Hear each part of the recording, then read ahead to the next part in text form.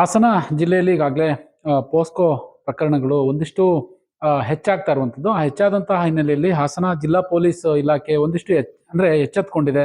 ಜೊತೆಗೆ ಸಮಾಜಕ್ಕೆ ಒಂದು ಅವೇರ್ನೆಸ್ ಮೂಡಿಸ್ಲಿಕ್ಕೆ ಕೂಡ ಹೊರಟಿರುವಂಥದ್ದು. ಈಗ ನಮ್ಮ ಜೊತೆ ಹಾಸನ ಜಿಲ್ಲಾ ಪೊಲೀಸ್ ವರಿಷ್ಠಾಧಿಕಾರಿಗಳು ಶುಭನ್ವಿತಾ ಅವರಿದ್ದಾರೆ. ಅವ್ರನ್ನ ಮಾತನಾಡಿಸ್ತಾ ಹೋಗ್ತೀನಿ. ಮೇಡಮ್, ಈಗ ಈ ಪ್ರಕರಣಗಳು ಹೆಚ್ಚಾಗ್ತಾ ಹೋಗ್ತಾ ಇದೆ.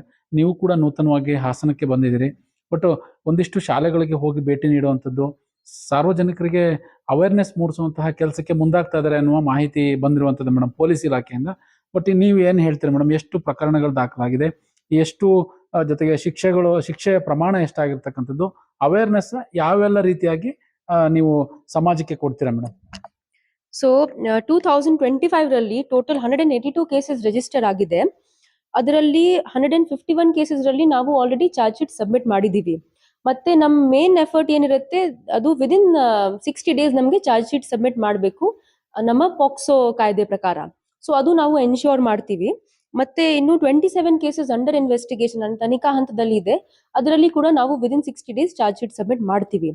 2026 ರಲ್ಲಿ ಟೋಟಲ್ 10 ಕೇಸ್ ರಿಜಿಸ್ಟರ್ ಆಗಿದೆ. 10 ಕೇಸ್ ಇನ್ನು ವಿದಿನ್ ಇನ್ವೆಸ್ಟಿಗೇಷನ್ ಇದೆ, ವಿದಿನ್ 60 ಡೇಸ್ ಪೀರಿಯಡ್ ಅಲ್ಲಿ ಇದೆ.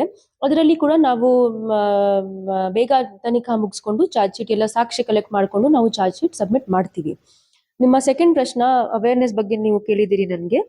ಸೊ ಆಬ್ವಿಯಸ್ಲಿ ಇಲ್ಲಿ ಪಾಕ್ಸೋ ಪ್ರಕರಣ ತುಂಬಾ ಜಾಸ್ತಿ ರಿಜಿಸ್ಟರ್ ಆಗ್ತಾ ಇದೆ.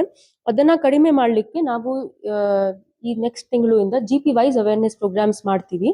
ಮತ್ತೆ ನಮ್ಮ ಮೇನ್ ಪ್ರಯಾರಿಟಿ ಏನಿರುತ್ತೆ, ನಮ್ಮ ಹೆಡ್ ಕ್ವಾರ್ಟರ್ ದಿಂದ ಯಾವ GP ಫಾರ್ದೆಸ್ಟ್ ಇದೆ, ಮ್ಯಾಕ್ಸಿಮಮ್ ಡಿಸ್ಟೆನ್ಸ್ ಯಾವ GP ಇದೆ, ಅದರಲ್ಲಿ ನಾವು ಹೋಗಿ ನಮ್ಮ ಪೊಲೀಸ್ ಡಿಪಾರ್ಟ್ಮೆಂಟ್ ಮತ್ತೆ ನಮ್ಮ NGOs ಮತ್ತೆ ನಮ್ಮ ಇದು DDPI ಜೊತೆಗೆ ನಾವು ಅವೇರ್ನೆಸ್ ಪ್ರೋಗ್ರಾಮ್ ಮಾಡ್ತೀವಿ.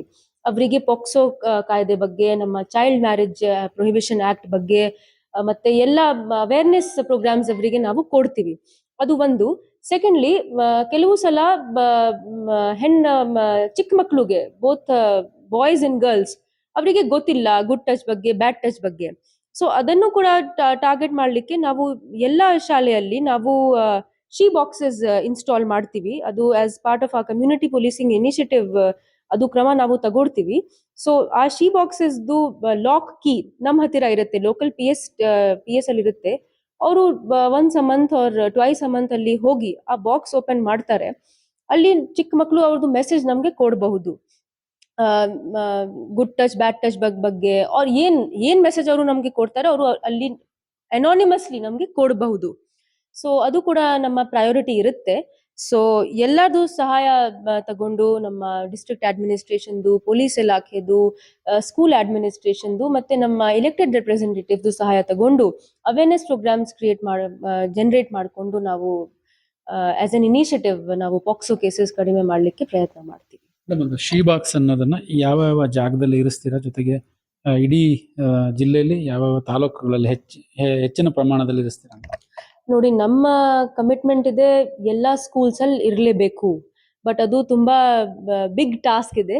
ಸೊ ಅದಕ್ಕೆ ನಾವು ನಮ್ಮ ಡಿಸ್ಟ್ರಿಕ್ಟ್ ಅಡ್ಮಿನಿಸ್ಟ್ರೇಷನ್ದು ಮತ್ತೆ NGOsದು ಮತ್ತೆ ಇಂಡಸ್ಟ್ರಿ ಗ್ರೂಪ್ಸ್ದು ಇಲೆಕ್ಟೆಡ್ ರೆಪ್ರೆಸೆಂಟೇಟಿವ್ದು ಸಹಾಯ ತಗೊಂಡು, ಯಾಕಂದ್ರೆ ಬಾಕ್ಸ್ದು ಪ್ರೈಸ್ ಜಾಸ್ತಿ ಇರಲ್ಲ, ಎಲ್ಲಾ ಸ್ಕೂಲ್ಸ್ ಅಲ್ಲಿ ಎಸ್ಟಾಬ್ಲಿಷ್ ಮಾಡಬೇಕು. ಆತರ ಮಾಡಿದ್ರೆ 100% ಸ್ಕೂಲ್ಸ್ ನಾವು ಕವರ್ ಮಾಡಬಹುದು.